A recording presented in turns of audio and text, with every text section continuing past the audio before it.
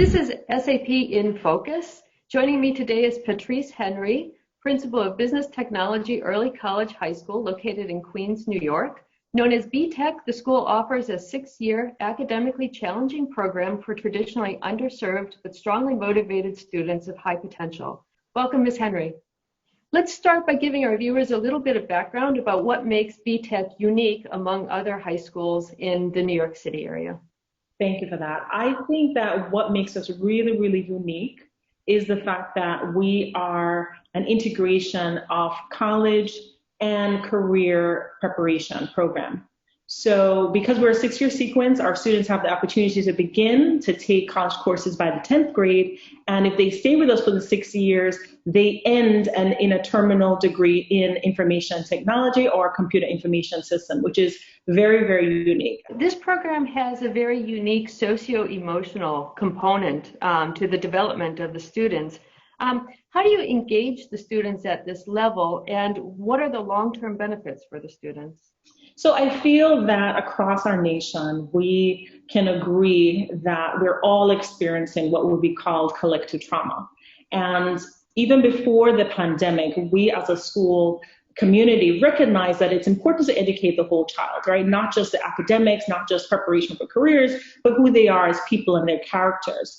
And so we have a social emotional learning program integrated beginning in the 9th grade, where our young people really learn about themselves, right? Around human development, about how am I going to be self-aware of myself so that I can advocate for myself, I can manage my time, which has been really critical with this new way of thinking about teaching and learning. And we feel that the program really sets a strong foundation because our students are being explicitly taught these skills that they will need in order to be successful. In this academic year, what are your priorities for VTEC? This year, I had to take a step back and say, okay, well, given the current reality, we have to focus on less is more. And that's been a huge shift. I know for me as a school leader, and I know for my educators and for our entire team as a collective. And so the first thing is partnering with our parents. That is critical because every student, whether they're a hybrid or they're a fully remote student, they are learning from home. And so what we have to do is we have to ensure that our parents are informed in ways that they've never been before, because they need to know what their young person is learning and how they can help support the young person when they are home. We also set a focus around deep learning. And what I mean by that is we're going to prioritize the standards that we feel our students need to be successful for the next level of learning. What are the things they need to know versus the things that are nice to know? We're not just covering for the sake of covering. We're going to go really deep. We're going to articulate what is it that we want or what we believe our students need in order to be successful for the next path, the next level of learning. And then the last piece, which is what we discussed a bit earlier, is around social emotional learning for all. We want to make sure that everybody feels supported, every student feels known, and in order to do that, we have to explicitly teach social emotional learning. And those are the 3 critical priorities for us this year as a school community. What are some of the signs and markers that you have your eye on to gauge the development of the individual students and their well-being?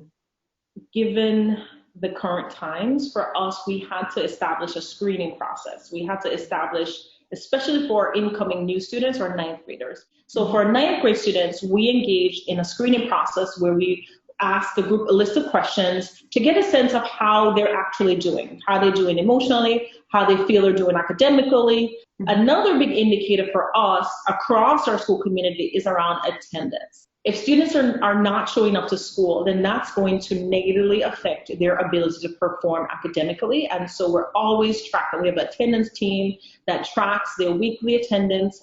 We have a guidance counselor per grade, and those guidance counselors are directly responsible for making sure that they know what's going on in their houses. You know, we have, like I said, there's a lot more trauma than we've ever had in our history.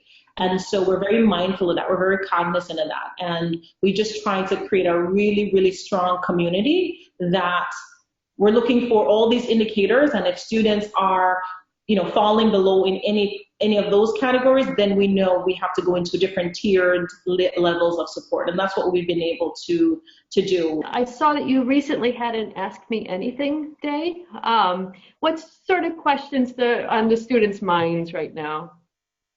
To be honest with you, the thing that they're really missing is the things that make high school, which is the social aspect. You know, a lot of students, we had a really, really robust after school program, right? We have something called a co-op, which is where the students actually work for the school and learn work-based experiences there. We've had clubs, music club, dance club.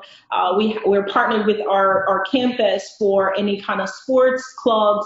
And they really just miss the connection with the physical building and all the things that came with being in high school. So they're like, Miss, when are we going to be back in the school building? When are we going to get that? And unfortunately, those are questions that I just can't answer because it's all contingent upon powers greater than myself and being able to kind of make decisions that are best for us health-wise. So the school has industry partners like SAP. In what ways can businesses step up to support VTEC this year? The most critical area for us is around helping our young people gain work readiness skills through the platform of using technology.